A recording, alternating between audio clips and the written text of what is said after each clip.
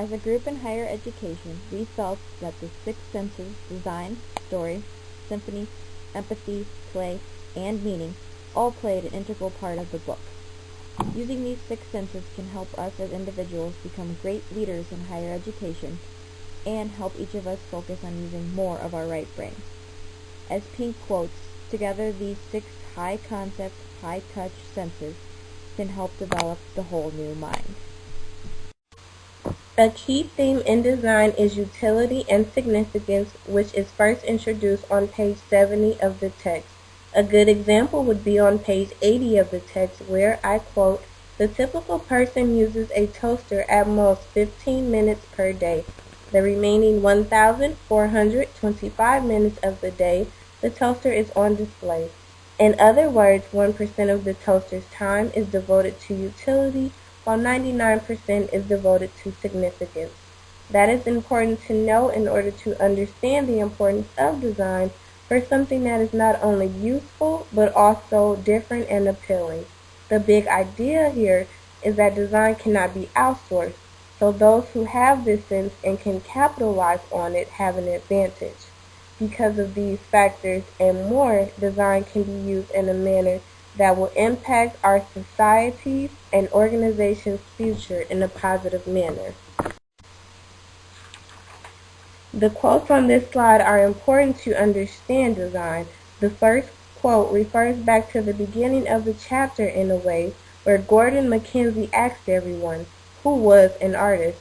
It's important to grasp the concept that we live in a time where there is an abundance of almost everything, such as people, goods, some services, and more.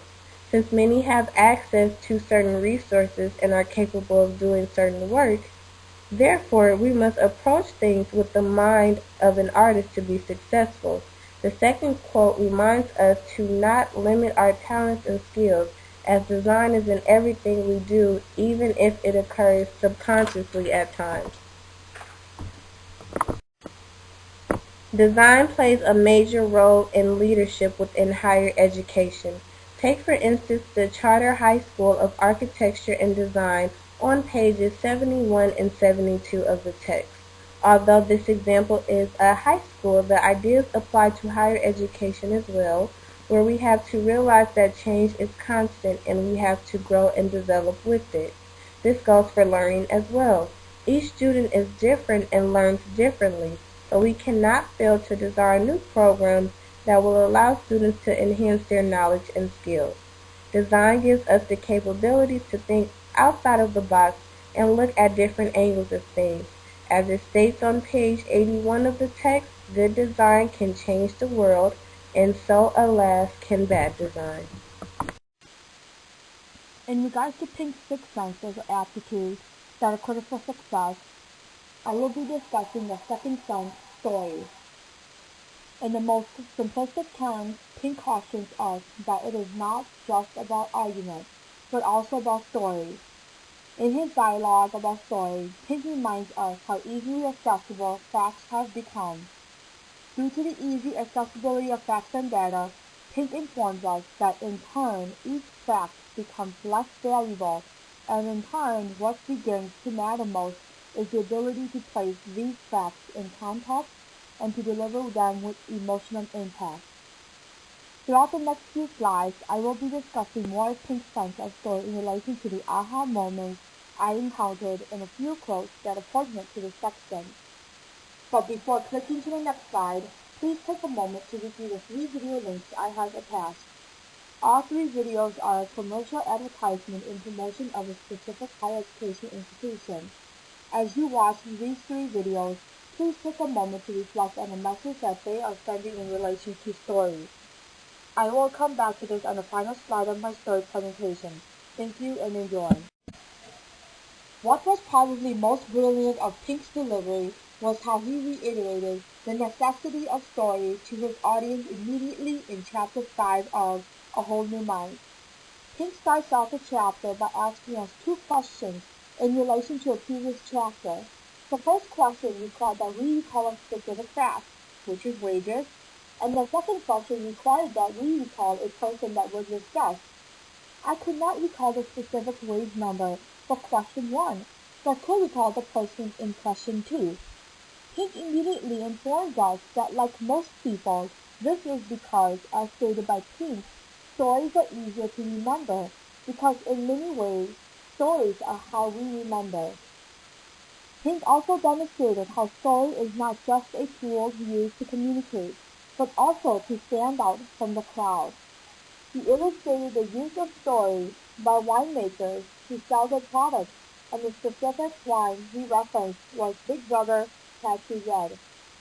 As I read that section, I had immediate flashbacks as to my encounters in the wine aisle and how engrossed I became with each description, correcting story on the back of the bottle.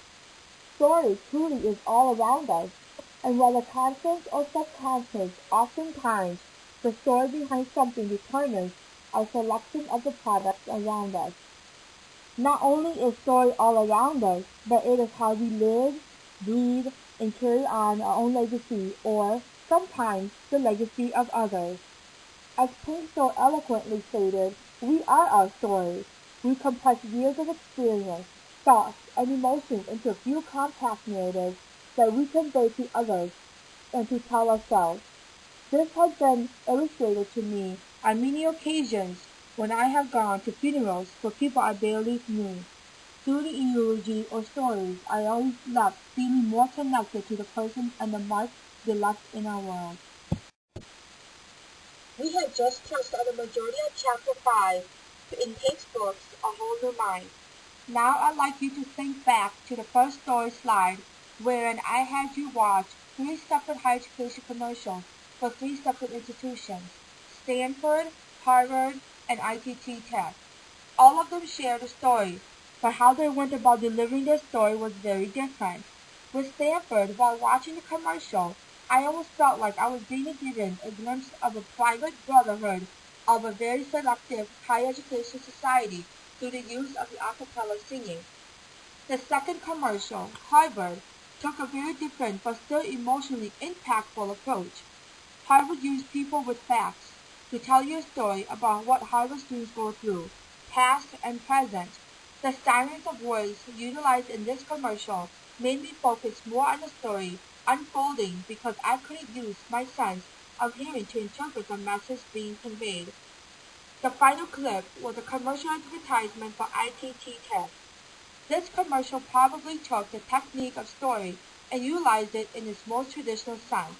The commercial follows one specific graduate as the graduate reveals to us, the audience, his story and how ITT Tech made him achieve a better and more prosperous life. By the end of the commercial, unlike the others, I felt like I knew this graduate and felt empathetic to his journey and felt happiness for his goals. I specifically selected commercial to higher education institutions as that is the career I am transitioning into. For the last 3 years, I have been a solo practice attorney. As an attorney, it's mainly about the argument and less about the story. Sometimes I will need to utilize the skill set of story, such as when I attempted to elicit an emotional response from a jury during a trial. But outside of that, my use of the storytelling is extremely limited. Very recently, I've had the opportunity to serve as an adjunct faculty at a college in Milwaukee area. What I have found to be very insightful was an adjunct evaluation that was performed by my supervisor. The supervisor said in the evaluation, your best and most memorizing gift is your ability to put the information in the context of a story. When you synthesize the context of the text with your experiences, students appear to be on the edge of their seat in anticipation of what is to come next. That was extremely powerful feedback because it reiterated to me how the use of story has been so impactful in my classrooms. My ultimate career goal is to one day be an assistant dean or dean of students. My small experiences thus far in the classroom is very telling of the necessary skills set for the future. I will need to continue to harness the power of story with not only students but also colleagues in administration. Symphony, one of the 6 senses provided by Pink, can be described as the ability to put together the pieces. It is the capacity to synthesize, rather than to analyze, to see relationships between seemingly unrelated fields. to detect broad patterns rather than to deliver specific answers, and to invent something new by combining elements nobody else thought to care. There are three relationships that are critical in the area of symphony: the boundary crosser, the inventor, and the metaphor maker. The boundary crosser allows one to be able to multitask in different spectrums, whether that's language, culture, or skills. They have a niche in understanding people and the different experiences that relate to them. The inventor allows anyone the ability to invent something new by taking different ideas and thoughts to create a product or service that no one has thought of. Pink indicated those who have this ability will flourish and be successful if they're willing to take the chance.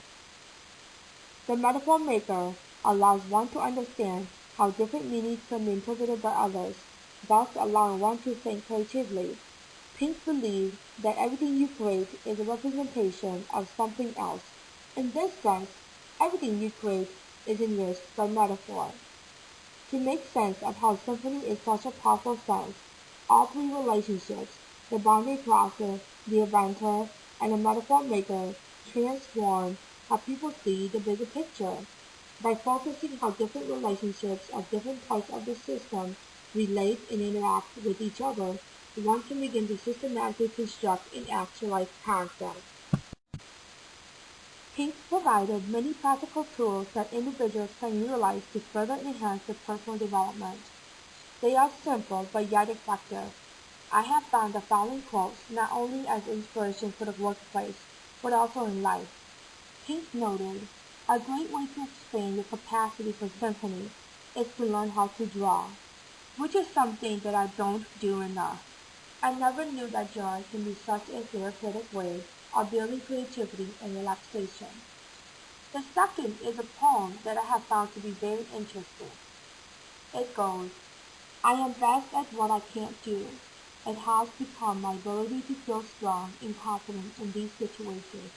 I feel to move, to listen to my heart, to learn, to act, even if that means I will make mistakes. If you want a creative life, do what you can and experience the beauty of the mistakes you make." It is actually a poem called "Celebrate Your Amateureness." The poem is a gentle reminder to myself that I am a life learner, no matter where I go, what I do, or how I get there. Symphony can play a great role in leadership and higher education. As a leader, one must be a system thinker. Like Pink indicated, be able to see the bigger picture of how everything interacts with each other. Leadership needs to understand how faculty relates to teaching and learning in the 21st century, as well as research development. In addition, be able to comprehend the driving economic changes that hinder or support the campus community. Secondly, leadership needs to remember that students are the heart of the campus community, and their voice is powerful in creating institutional changes as much as it can threaten its very existence. Higher education has a great responsibility in producing highly qualified student leaders. Therefore, developing quality-driven programs and opportunities are critical in making sure they are prepared for the 21st century world. Leadership also has a responsibility in understanding how academic and instructional staff plays an important role in student life. While faculty is greatly important in bringing highly developed research opportunities, academic and instructional staff are at the front, making sure that students continue to excel in their studies. Leadership cannot forget the importance of other related functions within higher education that makes the system operate efficiently and effectively. The most critical insight to how symphony relates to leadership and higher education is that leaders need to see how the relationship between faculty, students, academic and instructional staff, and all other members interact with each other internally and externally. They are truly the needles that weave the cloth, regardless of how chaos or harmonious the system is. Pink discusses empathy as an important aptitude to apply to our daily lives. Here are a few big ideas regarding empathy. While reading, I discovered the benefits of being empathetic towards others. Empathy is important to apply in one's professional and personal life because it allows an individual to understand others and work together more effectively. This can be useful in a work environment, working with a team, as well as at home. Another big idea is that empathy is a useful aptitude to utilize as leaders in the conceptual age. As a leader in a new conceptual age, utilizing empathy is useful because it promotes communicating with others and working together effectively. Pink discusses the idea that business leaders benefit from using empathy because customers want a product and service that they can connect to. Leaders who empathize are more likely to create this connection as well as empower and inspire their followers. Another big idea is showing empathy is a part of living a meaningful life. Understanding how human beings feel is vital to living a meaningful life. Empathy is what allows us to feel connected to others and understand their perspectives. Lastly, Pink explains that it is possible to improve our ability to empathize. We can learn to understand others' perspectives by listening and focusing on others. The more leaders are able to empathize with others, they become more relatable and easier to work with. While reading the section on empathy, I had a few aha moments regarding situations that use empathy. Here are 2 examples that apply empathy in the real world. Pink discusses the idea that although you can improve your empathetic powers, you cannot fake empathy. He illustrates this idea by comparing faking empathy to faking a smile. Found on pages 165 to 167, Pink explains that it is possible to identify a fake smile by examining facial muscles. He showed 2 pictures of himself, one in which he is faking a smile and one in which his smile is sincere. This example shows that you can look like you are smiling, but it is apparent when it is not genuine. This shows that being empathetic needs to be sincere and heartfelt in order for it to be beneficial. Another aha moment occurred while reading about the rise of importance of empathy in healthcare. This example is found on page 169. Pink discusses an example regarding 2 patients who went to 2 different healthcare centers complaining of anthrax-like symptoms. The first patient's doctor did not believe that the patient had anthrax and decided to prescribe Tylenol. A few days later, the patient died of anthrax. The second patient's doctor at a different healthcare center was skeptical of her patient and was unsure if it really was anthrax. However, she decided to prescribe the appropriate antibiotics just in case. It turned out the patient really did have anthrax.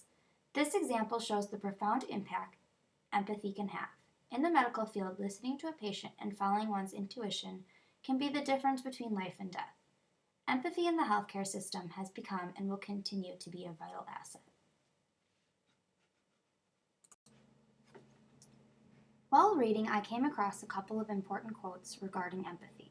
The first quote, found on page 160, states, "Empathy allows us to see the other side of an argument, comfort someone in distress, and bite our lips instead of muttering something snide. Empathy builds self-awareness, bonds parent to child, allows us to work together, and provides the scaffolding for our morality." This quote shows the importance of utilizing empathy in our personal and professional lives. Empathy creates a sense of community by making it easier to work with others because it allows the ability to understand the perspectives of others. The second quote, found on page 161, states, "The one aptitude that's proven impossible for computers to reproduce and very difficult for faraway workers connected by electrons to match is empathy." This quote shows the advantages and value of applying empathy in the workforce.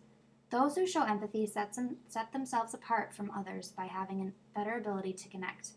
Therefore, having empathy for others will always be beneficial.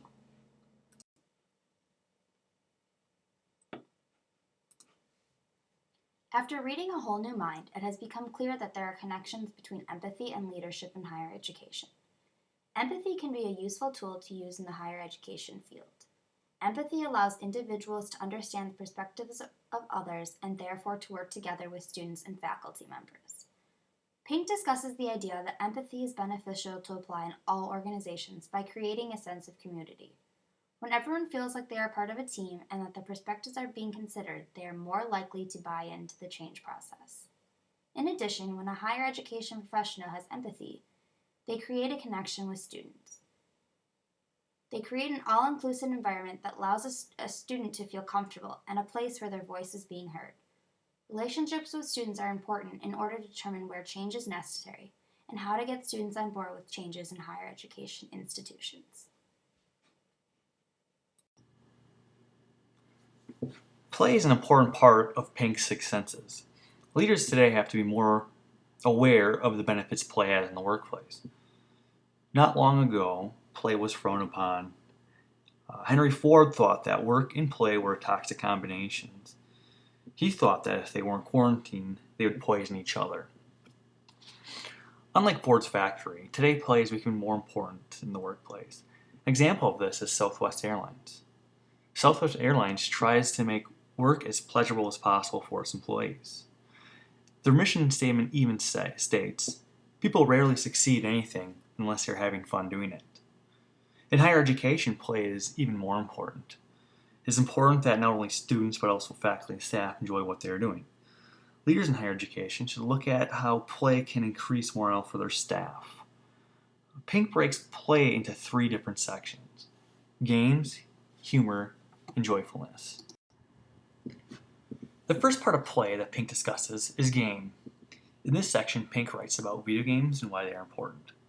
Pink says many aspects of video gaming resemble the attitude of sympathy, spotting trends, drawing connections, and discerning the big picture. Video games help train people to think outside the box. They are also becoming important in the classroom. Medical doctors are beginning to use video games to help them train. Pink said, "The fact is, when kids play video games, they can experience a much more powerful form of learning than when they're in the classroom. Learning is about memorizing isolated facts. It's about connecting and manipulating them." Video games can be used to teach and train people. As higher education professionals, video games can be a way to reach out to not only students but also younger staff members. In the future, they may even be used to help train students and staff on various higher education issues. The second part of play that Pink discusses is humor. Pink said that humor embodies many of the right hemisphere's most powerful attributes: the ability to place situations in context, to glimpse the big picture, and to combine differing perspectives into new alignments. According to Fabio Stala of the Harvard Business Review, humor used skillfully greases the management wheels. Humor is becoming more important in the workplace, and Pink thinks that organizations should be treating people with a sense of humor as an asset. Humor is also becoming important in higher education. It can be used as a tool to reach out to students and staff. Leadership in higher education should be aware of the importance that humor can play in the organization. As Pink said, "It's time to rescue humor from its status as a mere entertainment and recognize it for what it is: the sophisticated and particularly human form of intelligence that can't be replicated by computers and that is becoming increasingly valuable in a high-concept, high-touch world." The third and final part of play that Pink discusses is joyfulness. Pink said that playing laughter can lead to joyfulness, which in turn can lead to greater creativity, productivity, and collaboration. In this part of the chapter, Pink discusses the benefits of laughter. He starts out by discussing the health benefits. Laughter activates the cardiovascular system, increases heart rate, and pumps more blood to internal organs. The benefits of laughter don't stop with health. They also have social benefits. Laughter is a form of nonverbal communication that can voice empathy. It can also help to decrease stress. Pink says that laughing people are more creative people, they are more productive people. People who laugh together can also work together. Under the sense of meaning, there are two aha moments for me. One, that of Viktor Frankl, and his argument of man's main concern isn't to gain pleasure or to avoid pain, but rather to see a meaning in his life. I think this raises a good point in relation to higher education, because we really should want to understand what it is we are doing and why. Another point is of Morton Seligman, a professor at the University of Pennsylvania, and his positive psychology movement. He brings up the point of happiness derives from a mix of factors, including engaging in satisfying work and avoiding negative events and emotions. We should truly want to be happy with what we are doing for whatever the reason. We've all chosen to work in higher education. I personally have found joy in wanting to share the exciting experiences I had as an undergrad with future students. Two key quotes under the sense of meaning are, "The search for meaning is a drive that exists in all of us." and a combination of external circumstances and internal will can bring it to the surface. I like this quote because it kind of relates back to Viktor Frankl and really trying to find the meaning in life. The second quote from Martin Seligman is, "A calling is the most satisfying form of work because, as gratification, it is done for its own sake rather than the material benefits it brings." I like this quote as well because going into higher education, like I said before, I really enjoyed my experience as an undergrad. Therefore, it can roll over into being positive and happy with what I want to be doing and kind of showing the positive work that can be done because of that. As I've said before, you really do want to be happy with what you are doing and kind of building in that sense of meaning. Pink brings up the point of more happiness causes more productivity. One story that I did find interesting in the book was that of the Who Moved My Cheese by Hem and Haw. And the story is kind of about two mice and their different reactions to their cheese being placed elsewhere. At the end, the two mice kind of run around happily chasing after this cheese. And Pink kind of states that the moral of the story is that change is inevitable, and when it happens, the wisest response is not to wail or whine, but to suck it up and deal with it. Although I don't agree that we should just always suck it up and deal with it, I do think that being happy and kind of knowing that there is going to be something good that comes out of it is great. Under his portfolio, at the end of the meaning section, two parts that really stuck out to me is that of check your time and really thinking about what you're doing with your time. And some of the questions that Pink asks are like, how many hours are assigned to each life priority, and are they really necessary? And I think it's a great idea just to really direct which way you're heading and really focus yourself on a more meaningful life. And another quote that I found extremely interesting was under his portfolio of Picture Yourself at 90, and that's, live as if you were living for the second time and had acted wrongly the first time as you are about to act now. And I think this was a great task at the end of the book to really make you think about what you've done and how you would have done things differently, and if you had the chance, which way would you do it? As a group in higher education, we would recommend A Whole New Mind to others in our field because of its valuable insights and interesting concepts. As future leaders in higher education, it is our responsibility to help train students to be successful, and Pink makes a convincing argument that the future careers will need more of our right brain skills. We must help students understand the importance, and the text has helped those such as ourselves determine effective ways to improve our leadership capabilities and work with our students. Pink forces us to examine our own lives, both personal and professional, and help make the necessary improvements.